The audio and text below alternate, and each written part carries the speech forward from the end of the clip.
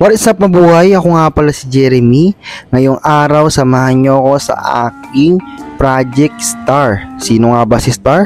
Siya ang aking motor, ang aking Mio Gear na pinangalanan kong Star. So yun guys, kaya ako pala gustong pagandahin tong motor ko. Syempre, investment ko to sa sarili ko. At meron nga pala tayong nalalapit na long ride kasama ng aking jowa.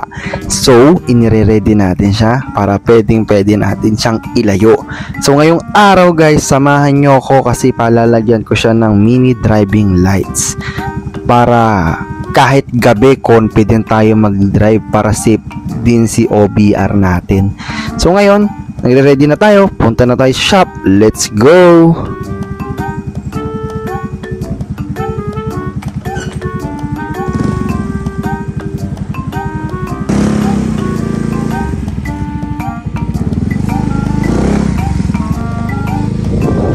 Na tayo dun sa shop mga kaibigan.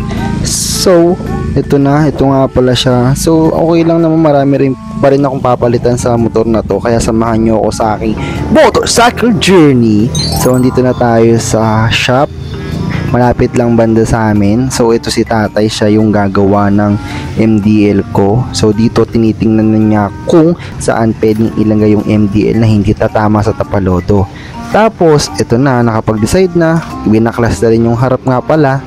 Tapos, ayan, sa kaduluduluhan dun sa may ilalim kasi may nakita si tatay na butas na pwedeng lagyan ng MDL.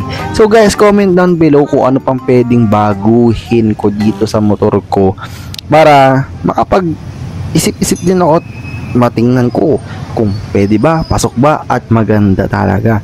Pero guys, as of the moment, inire-ready ko siya sa long ride na pang long ride na motor. Kaya ngayon samahan nyo ako. Ayan, parang si tatay nag-relay na siya, parang sanay na siya dyan. Talagang alam mong trusted mechanic siya. Kaya ayan na, tinetesting na niya kung gumagana ba, kung tama ba yung ginawa niya. Kaya ayan na guys, ayan na. O ito na guys, nakauwi na ako. Pero ayan yung final product. Ayan o, diba maangas? Diba, mamayang gabi papakita ko sa inyo yung low beam and high beam. Bali guys, may sticker din pala ako si Jeremy. Ayan o.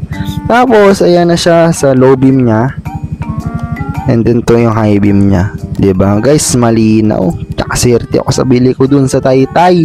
Doon ko lang binili yan sa Taytay sa may C5. So ito nga pala guys, quick montage.